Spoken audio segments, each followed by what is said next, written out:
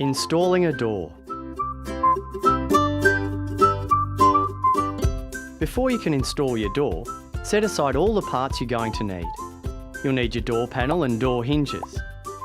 Here we are using Blum soft close hinges, which are featured in our Go Executive and Go Premium ranges.